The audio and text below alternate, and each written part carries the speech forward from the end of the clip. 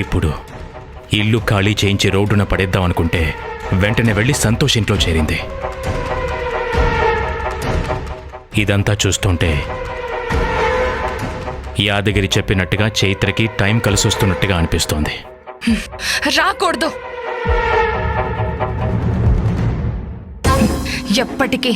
ఎప్పటికీ దానికి కాలం కలిసి రాకూడదు. దాని బతుకు రోడ్డున పడి తీరాలి. దాన్ని ఏదో ఒకటి చెయ్యాలా. ఏం చెయ్యాలా? సంకేతం, నీ బుర్రకి పని పెట్టు. ఏదో ఒక ఆలోచన వచ్చాది.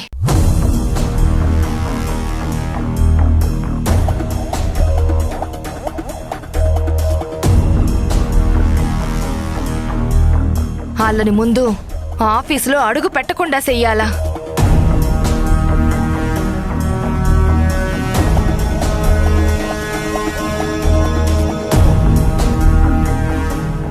ఆవేశంలో అయినా ఆలోచన తెప్పించే మాట నవ్వుదేవమ్మా.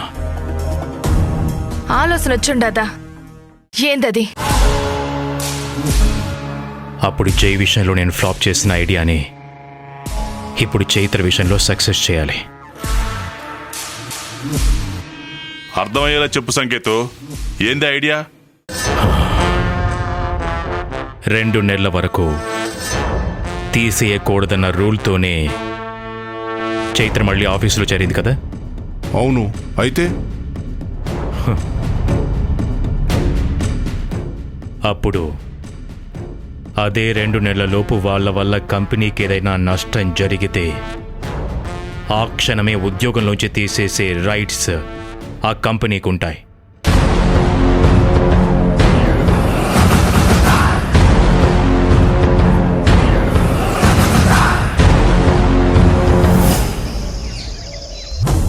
మీకు ఒక విషయం తెలుసా? ఆ చైత్ర గారిని వాళ్ళ ఇంటి ఓనర్ ఖాళీ చేయించాడంట. ఇప్పుడు సంతోష్ ఫ్లాట్ లోనే ఉంటుందంట. నిజమా? చైత్ర అక్కడ అడ్జస్ట్ అవుతుందా? సంతోష్ బ్యాచులర్ కదా, తన ఓనర్ మాత్రం ఊరుకుంటాడా? అయినా చైత్రకు ఉండాలి, పెళ్లి కాకుండా ఒకే ఇంట్లో ఉండడం తప్పు కదా. ఏంటి తప్పు?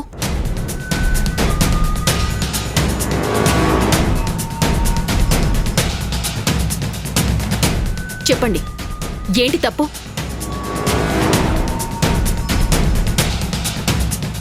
ఏ ఫ్రెండ్స్ కలిసి రూమ్ లో ఉండకూడదా? అమ్మాయి అబ్బాయి మధ్య ఫ్రెండ్షిప్ ఉండదా?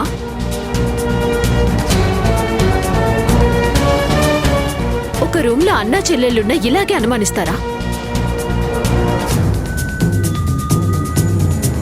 ఈ జనరేషన్ లో కూడా ఇట్లాంటి వాళ్ళు ఉన్నారంటే పాపం అనిపిస్తుంది మేడం. లేటెస్ట్ మొబైల్స్ లో ఓల్డ్ వెర్షన్ సాఫ్ట్వేర్ వేసి బతుకుతున్నారు వీళ్ళు. ఎక్కువ చేయకు సంతోష్, నువ్వు కూడా మాలాగా ఎంప్లాయీవే. ఎక్కువ చేస్తుంది మీరు. ఆఫీస్ టైంలో అన్నెసెసరీ టాపిక్ మాట్లాడుతుంది మీరు. టైం వేస్ట్ చేస్తుందే కాక రివర్స్ లో మమ్మల్ని అంటున్నారా? వీళ్ళకి అంత సీన్ లేదు మేడం, జుజుబీలు. వీళ్ళకి టాపిక్ చెప్పింది వాడు, ఆ డుంబుగడు. ఒక్క నిమిషం ఉండండి. ఏందిరా డుంబు, డ్రమ్ములో నిలబడ్డావు? ఏం తెలియని నంగిలా? ఏయ్, ఏంటి మీటింగ్? పని చేయకుండా పని చేయకుండా సోది చెప్పుకుంటుంది వాళ్ళు. అందుకే క్లాస్ పీకుతున్నాను. చేసించాలి, ముందు పని చూడండి. పని విషయంలో ప్రాంప్ట్ గా ఉంటాను జై. చరణ్, చరణ్, ఫైల్ తీసుకురా.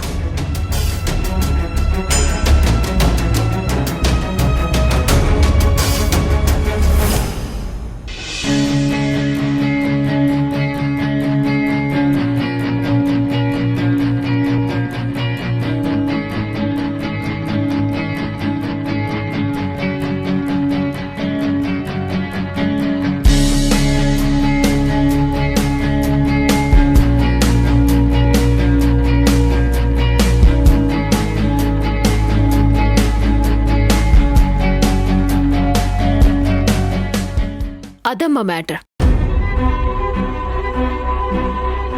అలా వర్క్ మొత్తం ఫినిష్ అయింది.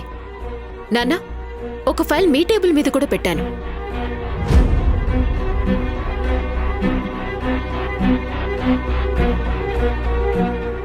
ఇంకెప్పుడు నోరు జారకం. మేఘనాని మేడం అని, నన్ను సార్ అని పిలు.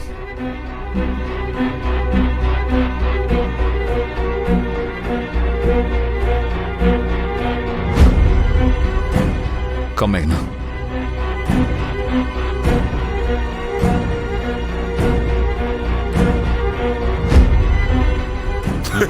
ఏయ్, నువ్వు నవ్వు బాగా చూడలేకపోతున్నావు. నువ్వు నవ్వుతే గౌడు గేదె నవ్వునట్టుంది. పోయి కాఫీ తీసుకురా పో. ఎంత వేడిగా ఉండాలి? ఓ పని చేయరా, గ్యాస్ వెలిగించి దాని మీద నువ్వు కూర్చో. నీకెంత కాలితే అంత వేడి తీసుకొని రా. ఓ నువ్వు నీ ఓవరాక్షన్ పోరా, టెడ్డీ బేరు మొహం వేసుకొని. ఏయ్, మీరేందట్ట ఎలవరు పోయి చూస్తున్నారో? వెళ్ళి పని చూసుకోండి. పని చేయడం చేత కదా, కానీ మీటింగులు కావాలి, మీటింగులు. ఆహా,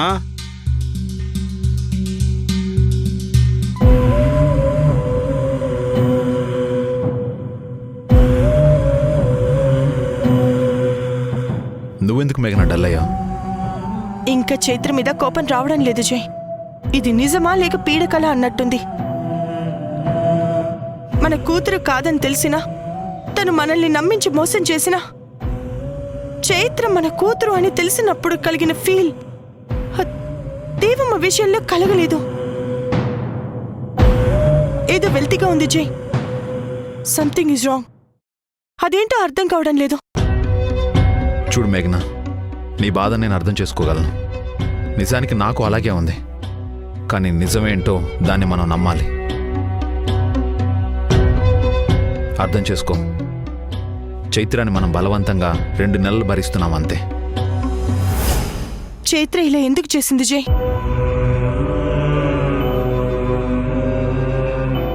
ఎంత మంచిగా ఉండేది మనతో. తను వచ్చాకే మనం ఒకటయ్యాం. కానీ ఇప్పుడంతా నాటకం. మనల్ని విడదీసి ఇబ్బంది పెట్టడానికి కలపాలనుకుంది అంటే ఎక్కడ నమ్మబుద్ధి కావడం లేదు. చూడు మేఘనా, నువ్వు చైత్ర మీద పెంచుకున్న అతి ప్రేమ నిన్ను ఇలా ఆలోచించేలా చేస్తుంది. ఇప్పటికీ నువ్వు చైత్ర మూలో నుంచి బయటికి రాకపోతే నువ్వు చాలా ఇబ్బంది పడతావు. ఇలాగే మనసు నొచ్చుకుంటూ సంతోషంగా ఉండలేవు. చైత్రే కూతురు అనుకొని చాలా ప్రేమని తనకిచ్చేశాను. అందుకే దేవమ్మ మీద చూపించే ప్రేమ నాకే ఆర్టిఫిషియల్ గా కనిపిస్తుంది. నేను ఎంజాయ్ చేయలేకపోతున్నాను జై. ఆ తల్లి కూతుళ్ళ ప్రేమని ఆస్వాదించలేకపోతున్నాను. అంత ఏంటో మాయలా అనిపిస్తుంది. చాలా డిస్టర్బెన్స్ గా ఉంది జై. నీకెలా చెప్తే అర్థమవుతుంది మేఘనా? ఆ చైత్ర మన నుండి ఎక్స్పెక్ట్ చేసేదే ఇది. నువ్వు ఎంత ఎమోషనల్గా ఫీల్ అవుతావో చైత్రకు ఐడియా ఉంది. అందుకే తనని ఇబ్బంది పెట్టడానికి ఇలా రివర్స్ డ్రామా ప్లే చేస్తుంది. తను పక్కా ప్లాన్తోనే ఉంది మేఘనా. మనల్ని మనశ్శాంతిగా ఉంచకూడదని డిసైడ్ అయింది. నువ్వు ఇలా ఫీల్ అయితే తను గెలిచినట్టే మేఘనా. అది మనకి మంచిది కాదు. మన మనోధైర్యాన్ని చంపేస్తుంది. మనల్ని మన కూతురుతో ప్రశాంతంగా ఉండనివ్వదు. ప్లీజ్ మేఘనా, చైత్ర ఆఫీస్ వదిలి వెళ్లే వరకు కాస్త ఓపికగా ఉండు. దేనికి రియాక్ట్ అవ్వకు. నువ్వు ఇలా ఉంటే నేను ఇంకా అప్సెట్ అవుతాను. ప్లీజ్ అర్థం చేసుకో. ఓకే జై, ఇకపై చైత్ర విషయాన్ని లైట్ గా తీసుకుంటాను. తనేం చేసినా రెస్పాండ్ అవ్వను. తనకిచ్చిన టైం పీరియడ్ దాటే వరకు ఈ 2 నెలలు ఓపికతో భరిస్తాను, సహిస్తాను. Good, that's my girl. Relax.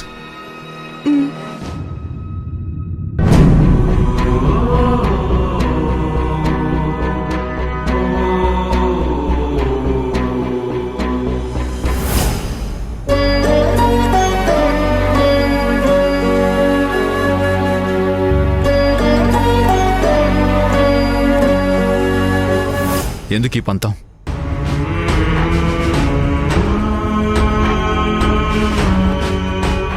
ఏం సాధించాలని?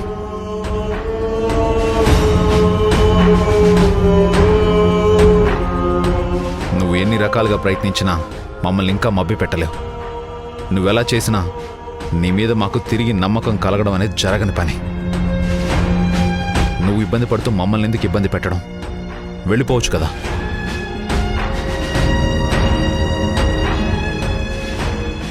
ఎందుకు వెళ్ళాలి?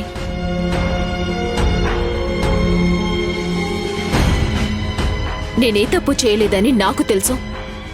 పైనుంచి చూస్తున్నా ఆ దేవుడికి కూడా తెలుసు. మీరిప్పుడు ఏం చెప్పినా నమ్మరని నాకు తెలుసు. కానీ నమ్మే రోజు ఖచ్చితంగా వస్తుంది. అది నీ భ్రమ. భ్రమలో ఉంది మీరు, నాన్న. అలా పిలవద్దని చెప్పానా? ఎందుకు పిలవకూడదు? ఆ? ఎందుకు పిలవకూడదు? ఎందుకంటే నువ్వు నా కూతురివి కాదు. కాదని ఎవరు చెప్పారు? ఎవరో చెప్పాల్సిన పని లేదు. నీ గురించి అన్నీ తెలుసుకున్నాకే నేను నిన్ను దూరం పెట్టాలని డిసైడ్ అయ్యాను. అన్నీ అంటే? నువ్వు సౌమ్య కూతురివి, అది చాలదా? అలాగా? సరే, కాసేపు నీ మాటే నిజం అనుకుందాం. కానీ సౌమ్య కూడా నీ భార్య కదా?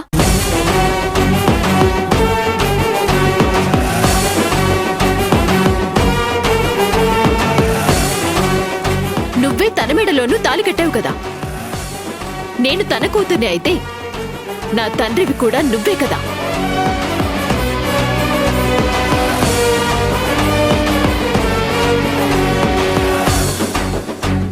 చెప్పు చెయ్యి, మాట్లాడు. నువ్వు బలవంతంగా తాళి కట్టింది ఒక గాజు బొమ్మకి. ఈ గాజు బొమ్మ మనసు మార్చి నా దాన్ని చేసుకుంటాను. లక్ష్మీ సౌభాగ్యవతి. ఏప్రిల్ 5 నుంచి ప్రారంభం. రాత్రి 7 గంటలకి తప్పక చూడండి. నువ్వు కన్ఫ్యూజ్ చేస్తున్నావు. No confusion, it's clear. నేను సౌమ్య కూతుర్నే అయితే నువ్వే సౌమ్య భర్తవి, అంటే నాకు నాన్నవి. సో నాన్న అని పిలవడానికి నేను ఏమాత్రం వెనకాడను.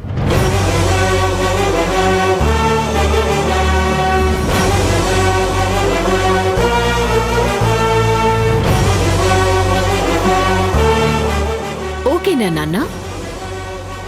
ఇప్పుడు కన్ఫ్యూషన్ పోయిందా నాన్న? నేను వెళ్ళి పని చేసుకోవచ్చా నాన్న?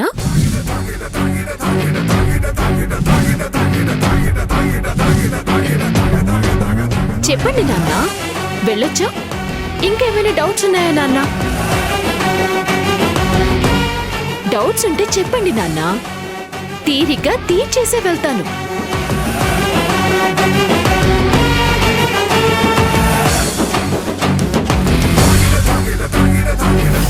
ఏంటి, నో డౌట్సా? అయితే మరి వెళ్ళనా నాన్న? బాయ్ నాన్న.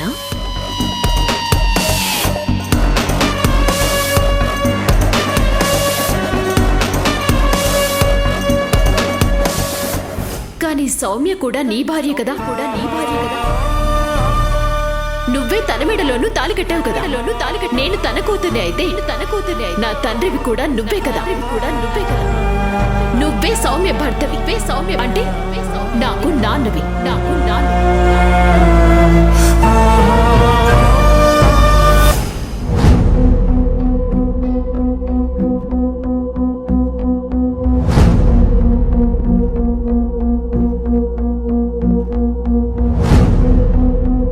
మాట్లాడాలని పిలిపించి ఏం మాట్లాడేంది? ఇట్ట ఎంతసేపు ఉండాలి?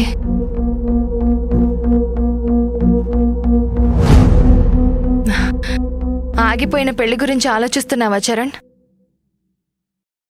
ఆగిపోవడం వెనుకున్న కారణం గురించి ఆలోచిస్తున్నాను.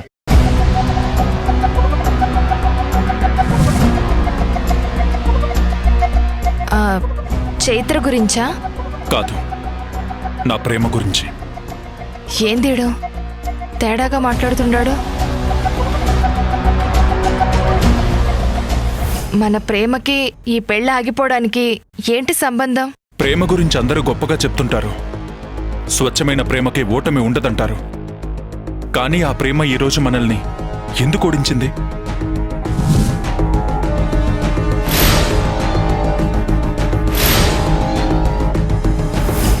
మన పెళ్లిని ఎందుకు జరిపించలేకపోయింది?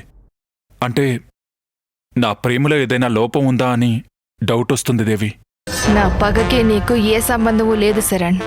కేవలం నా శత్రువు చైత్ర నీ మీద మనసు పడ్డమే ఇప్పుడు నువ్విట్ట బాధపడ్డానికి కారణం. పెండ్లి ఆగిపోయినందుకే ఎంత ఇదైపోతా ఉండవు. రేపు నిన్ను వదిలేచ్చే ఏమైపోతావు? లోపం నీ ప్రేమలో కాదు చరణ్, నా జీవితంలో ఉంది. ప్రేమని పొందే అదృష్టం నాకు రాసిపెట్టి లేనట్టుంది. అందుకే ఇన్ని రోజులు అమ్మా నాన్నల ప్రేమని పొందలేకపోయాను. ఇప్పుడు నీ చెయ్యి అందుకోలేకపోతున్నాను. అందుకే పెద్దలు చెప్తారు, దేని మీద అమితమైన ఆశ పెంచుకోకూడదు అని. చరణ్, పరిస్థితులు ఎప్పుడూ ఒకేలా ఉండవు. అన్నీ మనం అనుకున్నట్టుగానే జరగవు. చైత్ర లాంటి అడ్డంకులు జీవితంలో ఎదురవుతూనే ఉంటాయి. కాబట్టి ఎప్పుడు ఏం జరుగుతుందో మనం ఊహించలేం.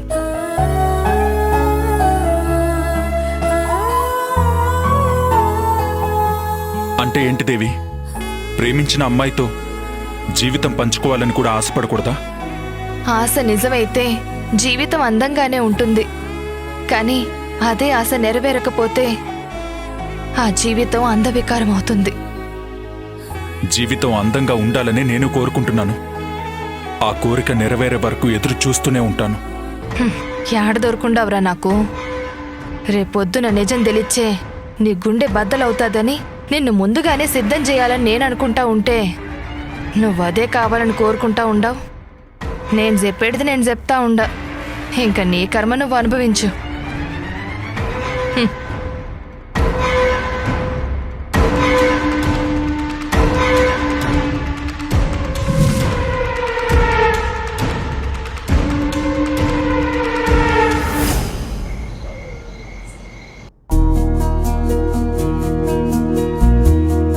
మేడం, నాకు వచ్చినట్టు నేను చేశాను. ఈ బ్యాచులర్ గార్డ్ వంట మీకు నచ్చుతుందో లేదో, ఫుడ్ పాయిజన్ అయితే అవతలేండి, దానికి నేను గ్యారంటీ ఇవ్వగలను. ఎందుకంటే నేనే చాలా రోజుల నుంచి వండుకొని తింటున్నాను కదా. మాటలతో బెదరగొట్టేశావు కానీ టేస్ట్ మాత్రం అదిరిపోయింది సంతోష్. నిజమా? ఏంది మేడం? రియల్లీ చాలా బాగుంది. గొప్పగా ఉంటుందని నేను చెప్పుకోవడం లేదు, కానీ గుత్తొంకాయ కూర చేయడంలో నేను స్పెషలిస్ట్ని చైత్ర గారు. అవునా? గుత్తొంకాయ కూర అంటే నాకు చాలా ఇష్టం. ఎన్నో చోట్ల తిన్నాను కానీ నువ్వు చేసింది ద బెస్ట్ సంతోష్. ఈరోజు ఫుల్గా లాగించేస్తాను. మా చెల్లెలు కూడా నేను చేసిన గుత్తొంకాయ కూర అంటే చాలా ఇష్టం అండి. నీకు చెల్లి ఉందా? ఉంది మేడం. మరెప్పుడు చెప్పలేదేంటి? ఆ సందర్భం ఎప్పుడు రాలేదు మేడం. తనెక్కడుంటుంది? ఏం చేస్తుంది? నా చెల్లెలు కొంచెం అమాయకురాలు మేడం. చిన్నపిల్ల మనస్తత్వం, లోక జ్ఞానం తెలియని పిల్ల. అందరినీ అభిమానించడం తప్ప అపంశుభం తెలియదు తనకి. అలాగని అదేం పిచ్చిదేం కాదు, అన్ని విషయాలు అర్థమవుతాయి.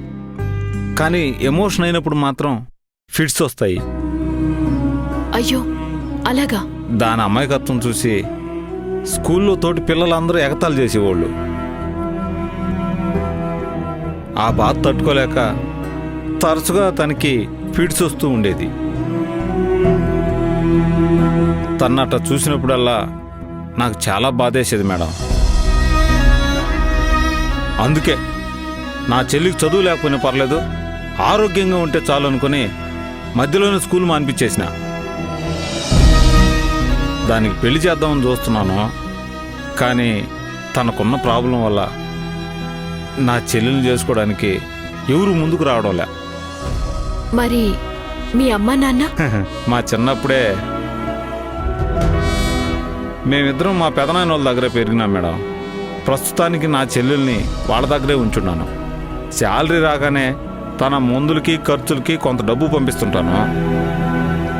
మీ చెల్లిని ఇక్కడికి తీసుకొచ్చి మంచి డాక్టర్కి చూపించొచ్చు కదా సంతోష్. చాలామంది డాక్టర్లకు చూపించాను మేడం, కానీ ఏం లాభం లేదన్నారు. మందులు వాడి వాడి తన ఒళ్ళు పాడవడం తప్ప జబ్బు తగ్గడం అనేది జరగడంలే. అందుకే అన్నీ మానేసి తనకే ప్రాబ్లం రాకుండా వీలైనంత ప్రశాంతంగా ఉండేటట్టు చూసుకుంటున్నా. మా ఎమ్మిని గొప్పగా చూసుకునేంత శక్తి నాకు లేదు కానీ మేడం, ఉన్నంతలోనే సంతోషంగా నవ్వుతూ ఉంటే చాలు అనుకుంటున్నాను. నా చెల్లికి పెళ్ళి అవ్వకపోయినా పర్వాలేదు మేడం, జీవితాంతం తన కళ్ళల్లో పెట్టుకొని చూసుకోవడానికి ఈ అన్నయ్య ఉన్నాడు అన్న ధైర్యం తనకుంటే చాలు. మనసులో ఇంత బాధని దాచుకొని పైకి నవ్వుతూ ఎలా ఉండగలుగుతున్నావు సంతోష్? కన్నీళ్లు పెట్టుకుంటూ కూర్చున్నంత మాత్రాన కష్టాలు తీరిపోతాయండి మేడం. ఓటినన్నిటిని దాటుకొని ముందుకెళ్ళడమే కదా జీవితం అంటే. ఎదురయ్యే సమస్యని చిరునవ్వుతో ముందుకు రమ్మన్నాం అనుకో, అది అట్నుంచి అట్నే పారిపోతాను సౌరంగా. మన జీవితం ఎట్ట రాసి పెట్టున్నారనేది మన చేతుల్లో లేదు. దాన్ని మనం ఎట్ట యాక్సెప్ట్ చేస్తున్నాం అనేది కదా మన చేతుల్లో ఉండేదే. అందుకే నేనెప్పుడూ నవ్వుతూ అందరినీ నవ్విస్తూ ఉండాలనుకుంటుంటా. నువ్వు చాలా గ్రేట్ సంతోష్. నీ మాటలు వింటుంటే నాకున్న సమస్యలన్నీ నేను ధైర్యంగా ఎదుర్కోగలనన్న కాన్ఫిడెన్స్ వస్తుంది. నీలాంటి ఫ్రెండ్ దొరకడం నిజంగా నా అదృష్టం. సర్లేండి, అన్నం చల్లారిపోతుంది, తినండి మేడం. పొగిడే ఛాన్స్ కూడా ఇవ్వవా? మీ పొగడ్తలతో నా కడుపు నిండిపోయింది అనుకోండి, వండిన అన్నం అంతా వేస్ట్ అయిపోతలా.